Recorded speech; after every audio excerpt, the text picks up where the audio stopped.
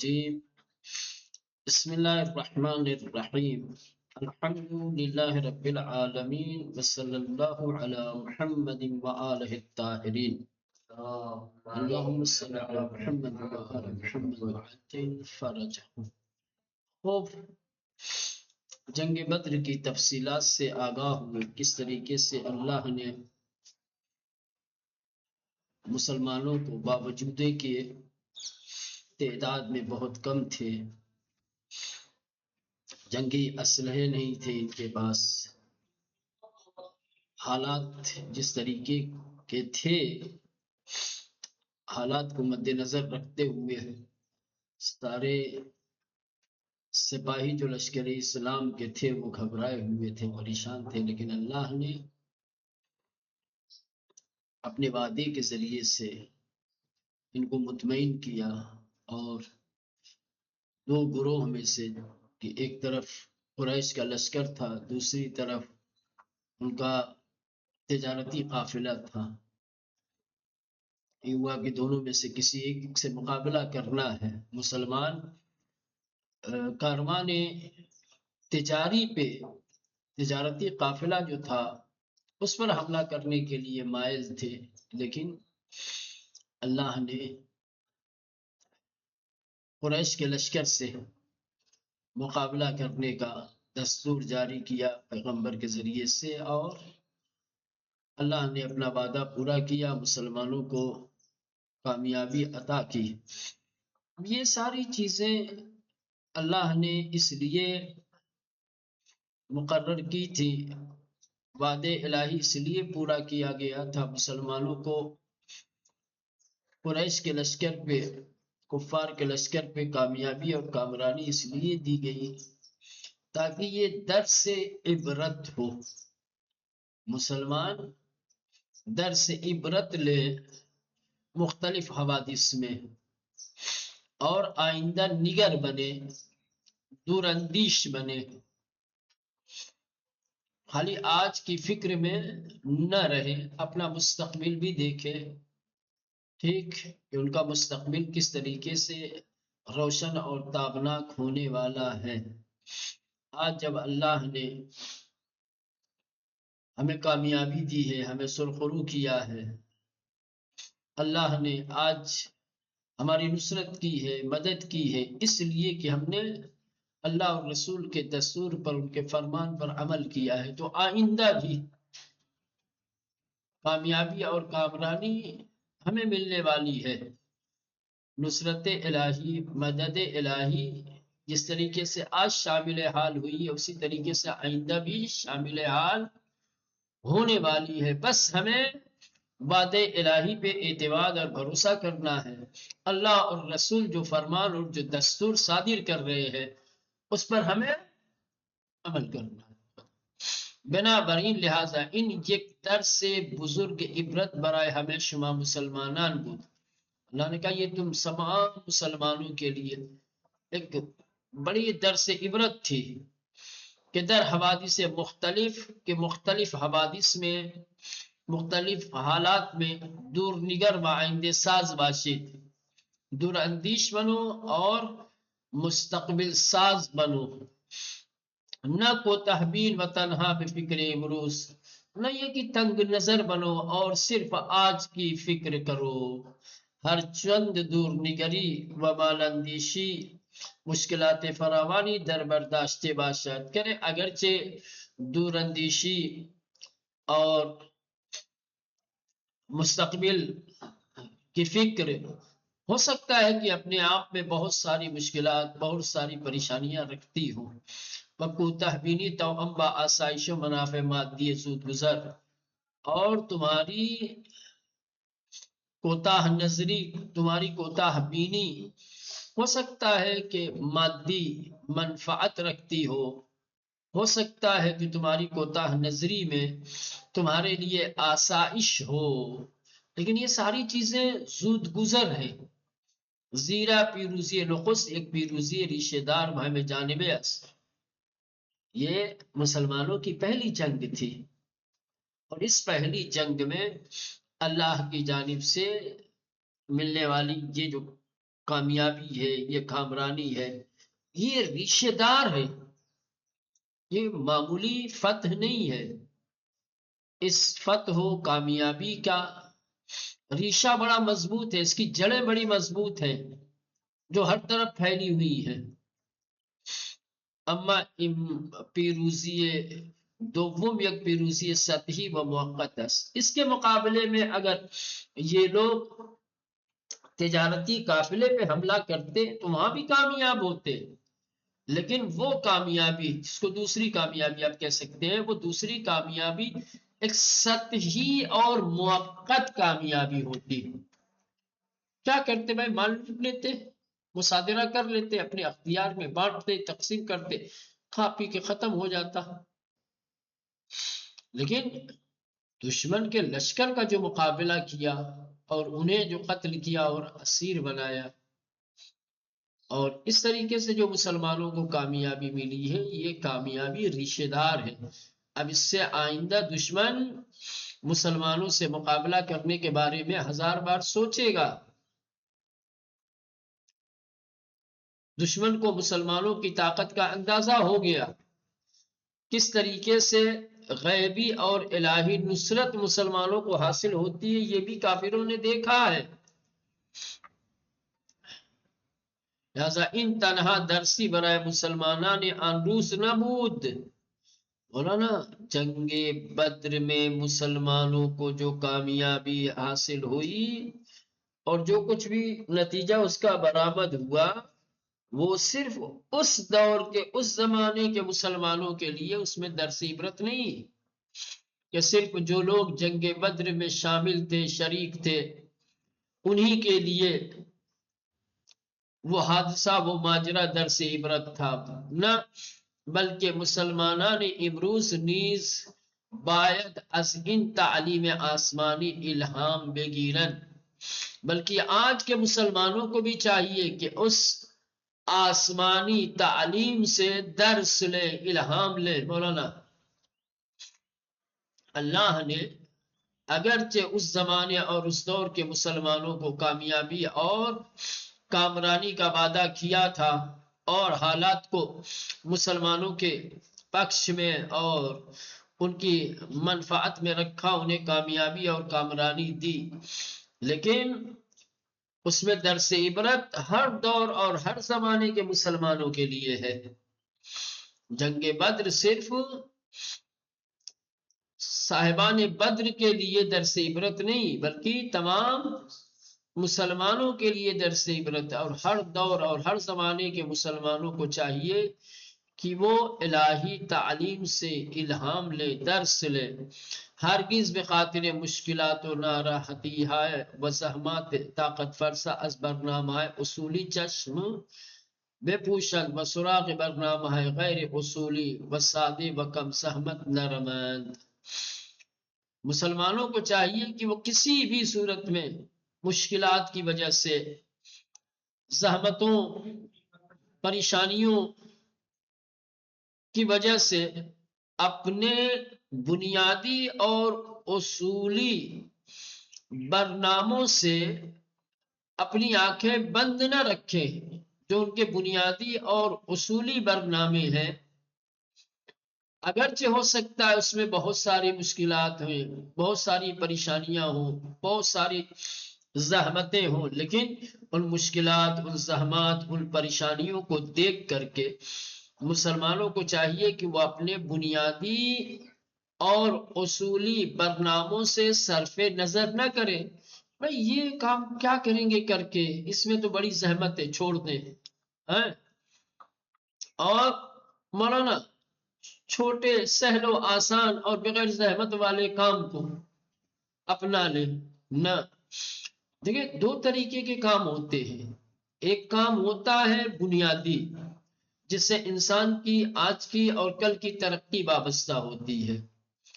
کچھ برنامے ایسے ہوتے ہیں جو ریشے دار ہوتے ہیں، جس کا اثر ایک طویل مدت تک باقی رہتا ہے۔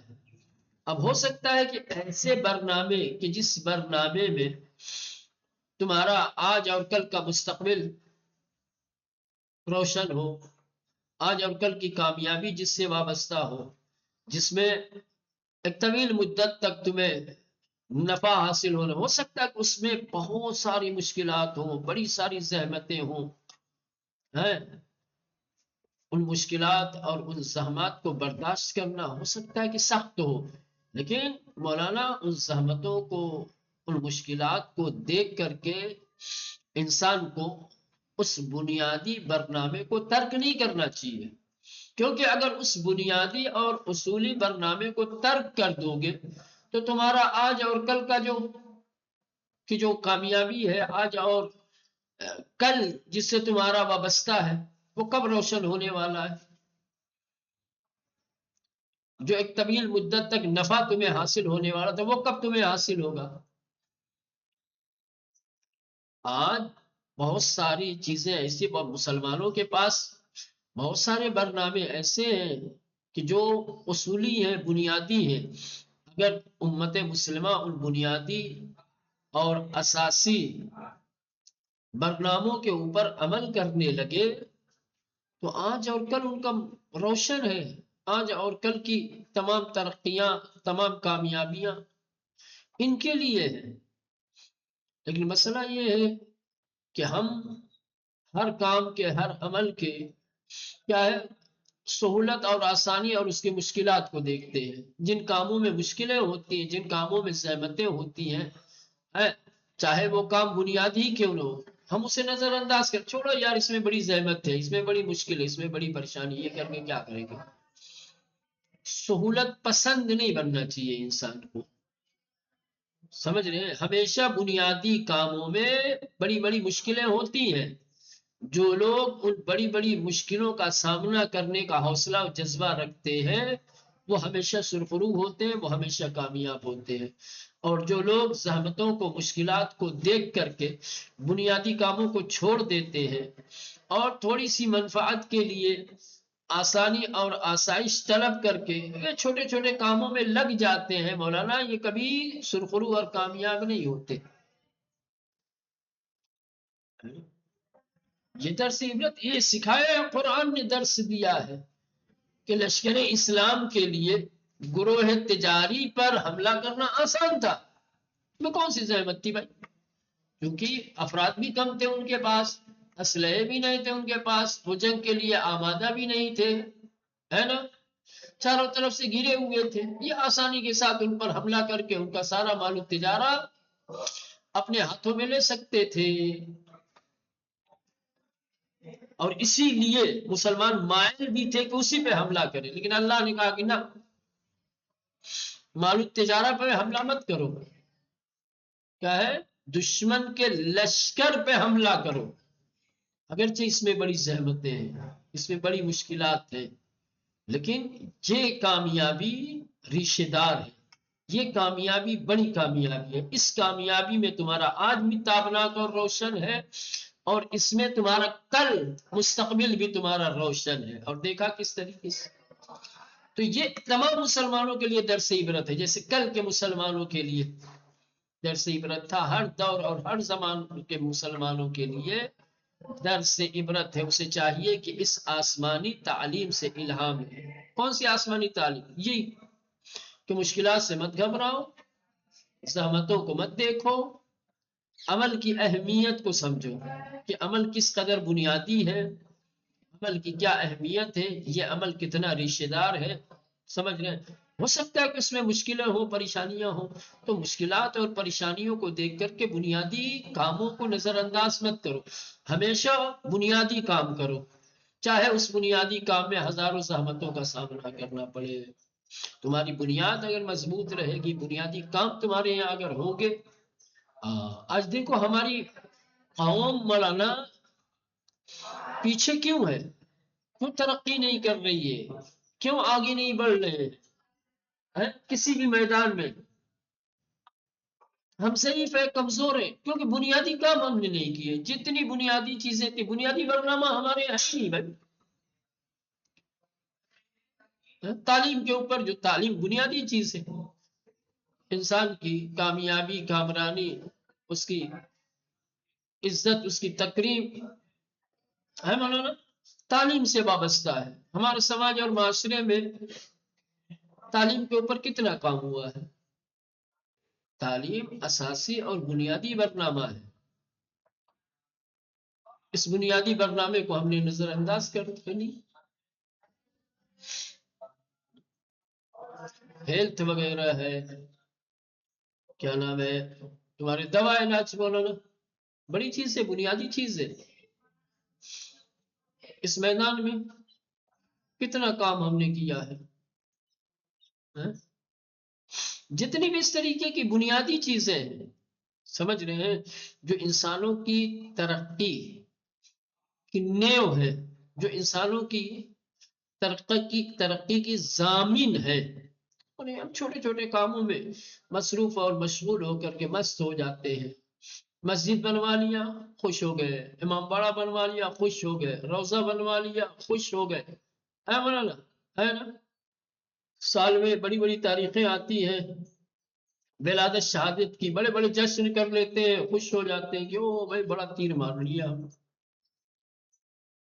اپنے آپ کو بڑے کامیاب اور بڑے سربلند سمجھنے لگتے ہیں. لیکن جب دنیا کی دوسری قوموں کے سامنے ہم اپنے آپ کو رکھ کر کے دیکھتے ہیں تو دیکھتے ہیں کہ ہمارے پاس تو کچھ بھی نہیں ہے، ہم نے تو کچھ کیا ہی نہیں. حقیقت کی کیونکہ ان سب چیزوں میں آسانی ہے نا، کون سی مشکل ہے بھائی؟ ایک رات کا جشن منانا،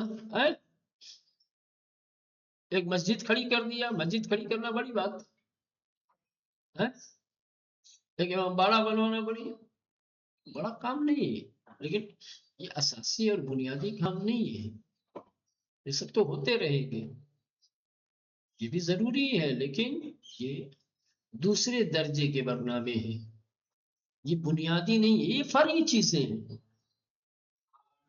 سمجھ رہے ہیں، یہ فرعی چیزیں ہیں، بنیادی چیزیں نہیں ہیں. پہلے آپ اصل پہ کام کیجئے، اصل مضبوط کیجئے، ترقی کی بنیادوں کو پہلے آپ مستحکم بنائیے، مضبوط کیجئے. وہ تمام چیزیں جس سے انسان کی ترقی وابستہ ہے، وہ بنیادی چیزیں پہلے اس کی طرف توجہ دیجئے، پہلے آپ اس میں کام کیجئے، ہے نا. اگر اس پہ آپ نے کام کر لیا تو ترقی اور کامیابی یقینی طور پر آپ کا نصیب ہوگی. لیکن آپ بنیادی چیزوں کو چھوڑ کر کے فرعی چیزوں میں لگ جائیں گے تو یہی ہوگا، پیچھے رہیں گے ہمیشہ. کہ یہ اسلامی تعلیم جو ہے وہ درس دے رہی ہم تمام مسلمانوں کو، سمجھ رہے ہیں، کہ تم اپنی بنیادوں کو مضبوط کرو. ہو سکتا ہے کہ بنیادوں کو مضبوط کرنے میں تمہیں بہت ساری زحمتیں، بہت ساری مشکلات برداشت کرنی پڑے گا، کر لو، ہے نا.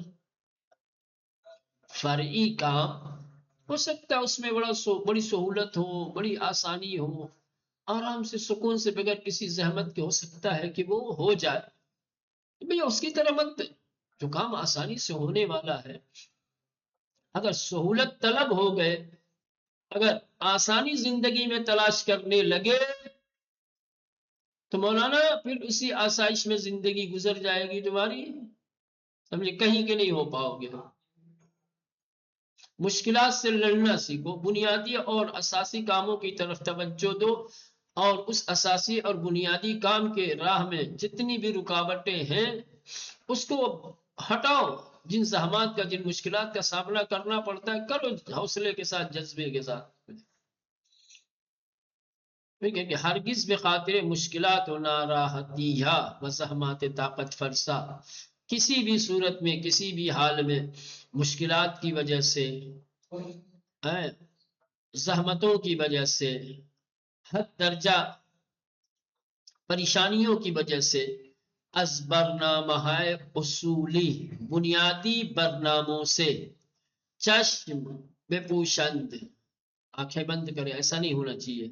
وہ بسراغ برنامہ غیر اصولی، اور جو غیر اصولی برنامے ہیں، جو بنیادی نہیں بلکہ جو فرعی برنامے ہیں، ہم اس کی طرف توجہ دیں.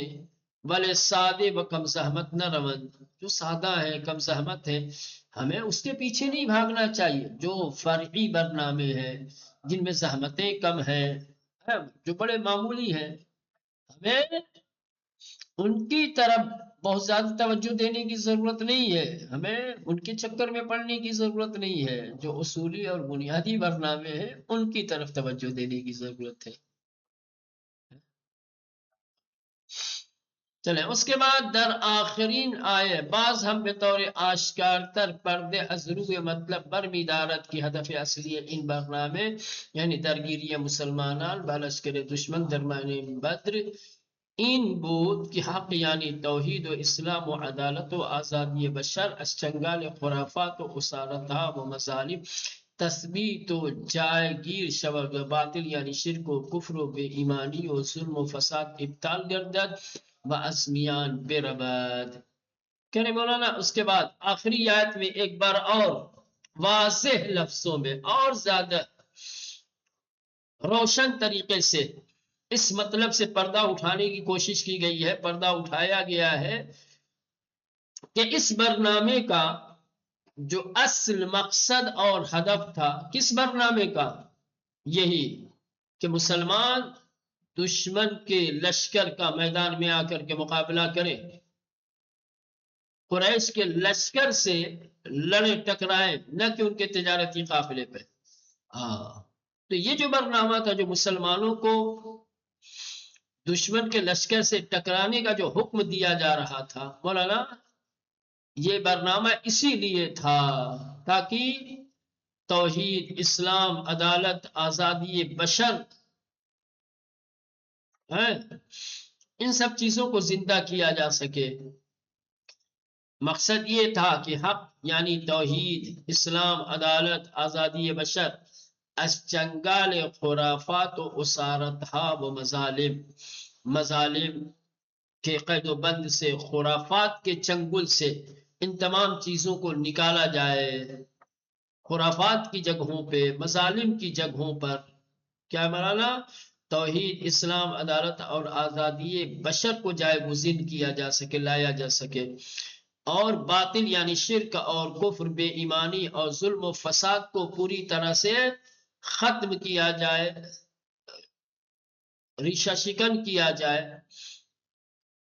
اگرچہ مشرکان اور مجرمین مائل نہ ہوں، خدا یہی چاہتا تھا کیا کہ باطل کو پوری طریقے سے، یعنی وہ باطل میں وہ تمام چیزیں، چاہے وہ مظالم ہوں، چاہے وہ خرافات ہوں، چاہے بے عدالتی اور نا انصافی ہو، چاہے بت پرستی، وہ تمام چیزیں باطل کا پوری طریقے سے خاتمہ کر دیا جائے اور حق کی تثبیت کی جائے۔ ہم چاہتے تھے کہ سماج اور معاشرے میں حق کا بول بالا ہو، حق کی حکومت ہو، حق کی پیروی ہو، حق کا جلوہ ہو، اور باطل پوری طریقے سے نابود کر دیا جائے، ختم کر دیا جائے۔ وہ کہہ رہے ہیں کہ در آخرین آئے باز ہم آخری آیت میں ایک بار پھر بطور آشکار تر اور زیادہ واضح طریقے سے پردے ازرو مطلب برمیدارت، پردے کو اس مطلب سے اٹھایا گیا ہے، اس مطلب سے کہ ہدف اصلی ان برنامے، کہ اس برنامے کا بنیادی مقصد، اصلی ہدف کس برنامے کا؟ یعنی درگیری مسلمانان بالشکر دشمن در میدان بدر، میدان بدر میں دشمن کے لشکر کا مسلمانوں کا سامنا کرنا، کہ لشکر اسلام میدان بدر میں آ کر کے دشمن کے لشکر کا مقابلہ کرے۔ سمجھ رہے ہیں؟ اس برنامے کا مقصد اور ہدف این بود، یہ تھا کیا؟ حق کیا ہو مولانا؟ ہاں، حق جاری ہو، حق کا نفوذ ہو، حق کا بول بالا ہو، اور باطل کا خاتمہ ہو۔ حق یعنی توحید و اسلام و عدالت و آزادی بشر از چنگال خرافات کے چنگل سے، وہ اسارتها و مظالم قید و بند اور مظالم سے، تثبیت و جائگیر شود، کیا ہے؟ آزاد ہو کر کے یہ خود کیا ہو مولانا؟ مستحکم اور مضبوط ہو، سماج اور معاشرے میں رائج ہو۔ وہ باطل یعنی شرک و کفر، اور باطل یعنی شرک و کفر، بے ایمانی، ظلم، فساد ابطال گردد، یہ تمام چیزیں باطل ہو جائیں، یہ ساری چیزیں مٹ جائیں، وَأَزْمِيَانْ بِرَبَدْ، اور سماج سے اس کا خاتمہ ہو جائے. ہر چند مشرکان مجرمان مشرک مائل نباشند، کہہ رہے ہیں کہ اگرچہ مشرک میں سے جو مجرم ہیں، جو مشرک مجرمین ہیں، اگرچہ ان کو یہ بات پسند نہ ہو، اگرچہ وہ مائل نہ ہوں. وہ کب مائل ہوں گے کہ یہ سب چیزیں سماج اور معاشرے سے ختم ہوں؟ یہی لوگ تو سماج اور معاشرے میں یہ سی چیزیں رائج کر کے حکومت کرتے ہیں. سماج اور معاشرے سے اگر ظلم و فساد ختم ہو جائے گا، ہے مولانا، خرافات اگر ختم ہو جائیں گے تو ان کی کون سنے گا بھائی؟ ہے نا؟ آج ہمارے سماج میں، ہمارے معاشرے میں جو آج کا ماحول ہے، خصوصاً سیاسی ماحول جو ہمارے ہندوستان کا ہے مولانا، سمجھ رہے ہیں، آج حکومتیں اپنے اصولی اور بنیادی کام کرنا بھول گئے ہیں. لوگوں کو خرافات میں، لوگوں کو مظالم میں، لوگوں کو فسادات میں مبتلا کر کے مولانا شان سے حکومت کرنے، گدی سنبھالے ہوئے ہیں، ان کا اپنا منصب بچا ہوا ہے. تو کہنے کا مطلب یہ ہے کہ جن کا عہدہ، جن کا منصب، جن کی طاقت خرافات سے، فسادات سے، مظالم سے وابستہ ہو، وہ کب چاہیں گے کہ سماج سے یہ چیزیں ختم ہوں؟ سماج سے اگر یہ چیزیں ختم ہو جائیں گی تو پھر ان کا منصب کیا ہوگا، ان کا عہدہ، ان کی حکومت کیا ہوگی؟ وہ بھی چلی جائے گی، ختم ہو جائے گی. ان کی حکومتوں کی بنیاد ہی، ان کا پایا یہی سب چیزیں ہیں، انہی پر ان کی حکومت ٹکی ہوئی ہے. سماج میں جب تک یہ چیزیں رہیں گی، یہ حکومت کرتے رہیں گے. جس دن یہ چیزیں سماج سے ختم ہوئی، ان کی حکومت بھی. اسلام یہی چاہتا تھا کہ حق کا بول بالا ہو، حق رائج ہو، اور جتنی چیزیں باطل ہیں اس کا سماج اور معاشرہ سے خاتمہ ہو جائے پوری طریقے سے. مشرکین اور مجرمین یہ کب پسند کریں گے اس بات کو؟ اللہ کہتا ہے یہ پسند کریں یا نہ کریں. لِيُحِقَّ الْحَقَّ، تاکہ ہم حق کو مولانا تثبیت کر سکے، تاکہ ہم حق کو رائج کر سکے. وَيَقْتُلُ الْبَاطِلَ، اور باطل کا خاتمہ کر سکے. وَلَوْ كَرِهَ الْمُجْرِمُونَ، یعنی کہ اگرچہ مجرمین کو ناپسند ہو. مجرم اس بات کو پسند نہیں کرتے کہ باطل کا خاتمہ ہو اور حق کا رواج ہو. باطل تو یہی چاہتے ہیں، مجرمین تو یہی چاہتے ہیں کہ باطل رائج ہو، حق کا خاتمہ ہو.